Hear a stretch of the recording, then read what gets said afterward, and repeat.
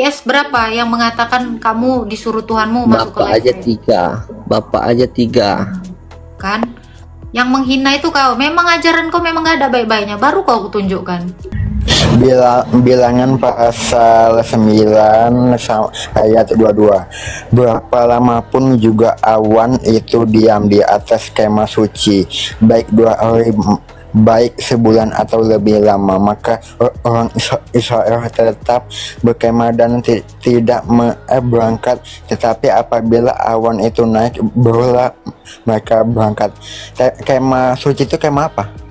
Kemah suci itu adalah bait Allah. Jadi sebelum jadi bait Allah itu disebut kemah suci. Di zamannya Musa disebut kemah suci. Lalu di zamannya Daud disebut bait Allah. Di zaman sekarang disebut gereja. Itu. Oke, saya mau bertanya satu lagi. Bilangan pasal 9 ayat 5.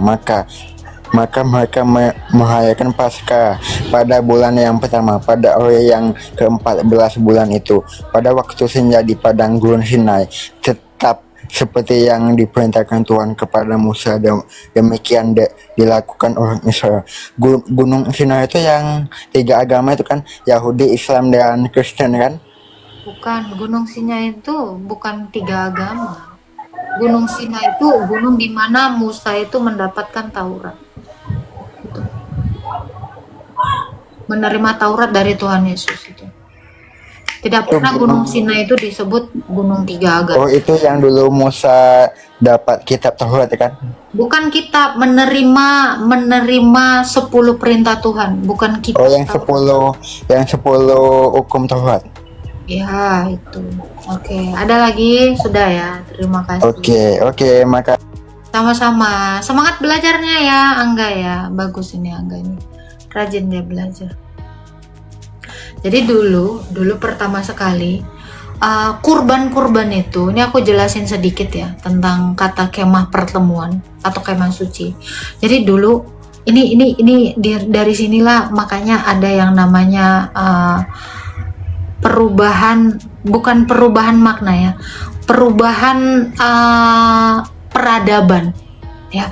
Dulu di zamannya Adam ya, di zamannya Kain dan Habil, mereka menyerahkan korban persembahan itu langsung di tanah gitu. Ini kan ada yang namanya peningkatan peradaban dan peningkatan moral gitu. Dulu orang tuh mempersembahkan itu langsung di tanah. Lalu di zamannya Abraham itu menaruh batu, dibikin seperti mesbah batu. Kalau untuk berkorban itu udah ada adabnya gitu kan. Kalau di zamannya Adam dan Hawa paling kita bisa menggambarkan mereka itu seperti Flintstone gitu kan, pakai dari bulu-bulu gitu kan, kayak yang digambar-gambarkan gitu. Nah ini memberitahu bahwa adanya peradaban gitu. Manusia itu akhirnya memiliki moral gitu, berkembang dan jadilah bait Allah gitu kan. Itu di zamannya Adam langsung di tanah, di zamannya Abraham, zamannya itu udah pakai mesbah atau batu yang ditumpuk gitu, jadi tidak langsung ke tanah. Setelah itu kemah pertemuan atau kemah suci itu ada 3 juga. Itu kan ada ayatnya di dalam Alkitab bagaimana ukurannya, itu ada 3 bentukannya gitu. Nah setelah itu baru berubah jadi bait Allah. Itulah yang di zamannya Raja Daud didirikan bait Allah. Nah setelah itu bait Allah itu berubah jadi diri kita sendiri. Itu karena Yesus sudah mengatakan dirubuhkan bait Allah dan akan kudirikan dalam 3 hari. Itu adalah dirinya sendiri, kemanusiaannya sendiri. Makanya kenapa sekarang ini orang Kristen kalau berkurban itu melakukan yang namanya ekaristi atau perjamuan kudus gitu. Jadi kurbannya itu tidak jadi dari domba lagi, melainkan sudah digenapi oleh Kristus dengan dia mengorbankan darah dan tubuhnya. Itu jadi ada perubahan, peradaban itu berkembang gitu ya. Jadi kalau peradaban dari zamannya Adam, Abraham, Musa itu ada. Ini jangan lagi gitu, kurban itu langsung ke tanah. Bener nggak? Karena kalau kurban langsung disembelih ke tanah itu di zamannya Adam, di zamannya Kain dan Habil gitu loh. Di zaman itu, karena Abraham aja waktu mengorbankan itu dia udah membuat kemah, membuat mesbah gitu, ya kan? Nah itu, jadi kalau udah berkembang, peradaban berkembang, ini kenapa balik lagi kayak ke zamannya Adam, zamannya Flintstone? Gitu. Ada dong perubahannya. Nah, dulu di zamannya Adam itu cuman pakai baju dari kulit domba.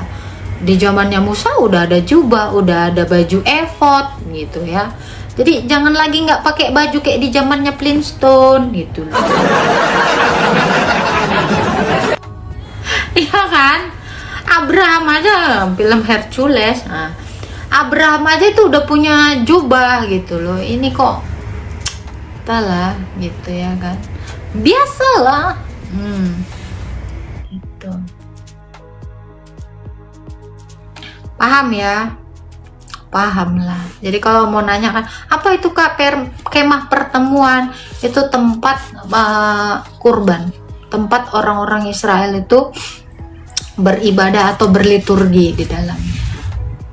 Gitu. Ada lagi yang mau bertanya? Apa ini Riko? Stop menuhankan manusia, jangan nyetop orang lah. Dalam undang-undang aja kita ini kok dilindungi kebebasan memeluk agama, beribadah. Ini kok nyetop ini kayak ini ya, tukang palak ya. Kenapa kamu aja kalau lagi nyetir di stop nggak enak loh? Ngapain sih stop mengapa angkot? Itu undang-undang dasar tahun 45 nomor atau pasal 29 tuh, butir yang keberapa itu. Setiap orang itu ya diberikan kebebasan memeluk agama, berarti dia dibebaskan untuk mengimani siapa Tuhannya. Kau ini nggak pernah belajar PKN ya, Rik? Nampak kali kau nggak ada jiwa nasionalisme. Belum dapat sajen dia. Oh patut nyetop.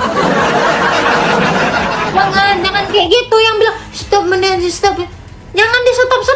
Di Indonesia aja dilindungi kok lu nyetop. Siapa lu? Nggak pernah belajar PKN. Belajar lagi sana PKN. Bikin malu kau. Nggak ada. Di Indonesia aja dilindungi kok, di luar negeri juga dibebaskan. Kau ini apa? Dari hukum mana coba? Mana dalilnya? Stop menuhankan manusia. Di mana ada dalilnya nggak? Kali ceritamu. Kau nggak ngerti kau cara bertoleransi. Stop. Ini ajaran siapa? Halo. Terus yang berlaku. Halo. Islam Kristen bye. Islam. Oke, silakan bye. Mau bertanya apa bye? Adakah kebaikan dalam agamamu? Setiap agama itu semuanya baik. Tinggal Dimana manusia dan pola pikirnya yang membuatnya buruk. Di mana dalilnya? Setiap agama itu mengajarkan baik. Coba. Nah, kalau nggak ada dalilnya nih kok ngarang disko. Enggak, Mbak. Mana agama mana yang mengajarkan kebaikan? Semua agama mengajarkan kebaikan. Nyetop itu gimana? Nyetop maksudnya? Ya itu tadi. Janganlah kamu menuhankan ini. Mana ada kebaikan apa gitu? Menyinggung Kan udah saya agama bilang, orang itu baik nggak menurut? Kata saya, diam dulu, cermatin kata saya. Apa itu? Setiap agama mempunyai kebaikan masing-masing, ya kan? Beda pernyataanmu yang pertama dengan yang kedua. Buruk. Beda pernyataanmu yang pertama dengan yang kedua. Jangan dirubah. Kau aja udah nggak konsisten di sini. Enggak. Konsisten, ya? Beda pernyataanmu yang pertama dengan yang kedua. Coba, yang pertama. Apa membuatnya berbeda? Adakah kebaikan dalam agamamu? Silakan jawab. Iya. setiap agama semuanya baik. Saya tanya hanya dalam agamamu, kan nggak nyambung kau. Kalau kau bilang setiap, kalau begitu agama kami baik, kau masuk Kristen lah. Kalau setiap agama kau bilang baik, ya udah kau besok masuk Hindu. Kan baik, karena semua Nah. agama baik kata kau kan? Setuju nggak? Saya ngomong. Jangan nyuruh-nyuruh Saya ngomong. orang. Eh, Gimana? saya ngomong dulu. Mbak Lah.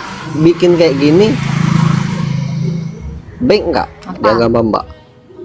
Bikin apa? Menghina Bikin agama apa? seseorang. Siapa yang menghina agama orang? Saya tanya. Hah? Adakah saya menghina agama orang? Cangkemmu itu bisa nggak mempertanggungjawabkan narasimu tuh? Emangnya saya bikin apa rupanya? Ada nggak saya hina orang? Nggak ada. Kalau ada buktikan. Mana?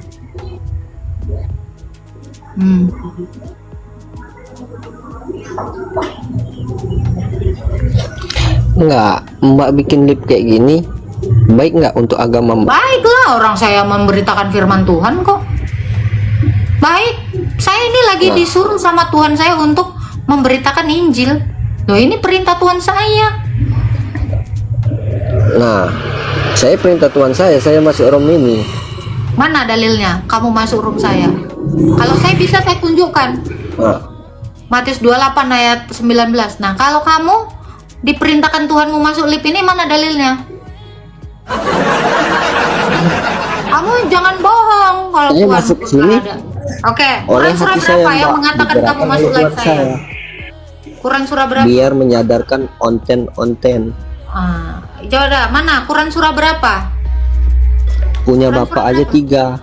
3, satu Di mana? aja nggak kurus, Quran apalagi surah 3. berapa? QS berapa yang mengatakan kamu disuruh Tuhanmu masuk ke Bapak live aja saya? 3, bapak aja 3. Kan? Yang menghina itu kau. Memang ajaran kau memang gak ada baik-baiknya. Baru kau tunjukkan. Nah, kau aja nggak ada baik-baiknya dari mulutmu kan? Konten, Dijebak konten. kau sendiri kan? Onten.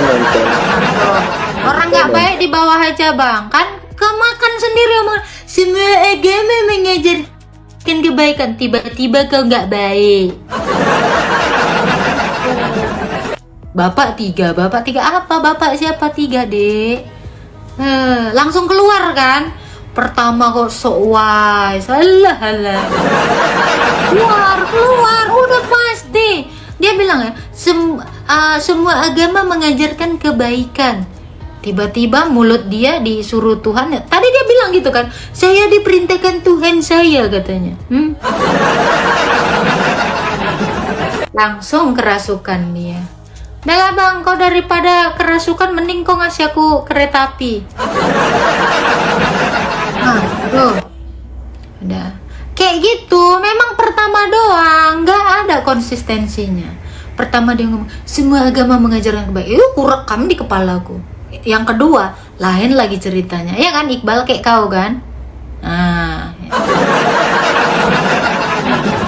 Emang kayak gitu kalian semua. Nah ini juga. Udah bang, istri kau aja turusin.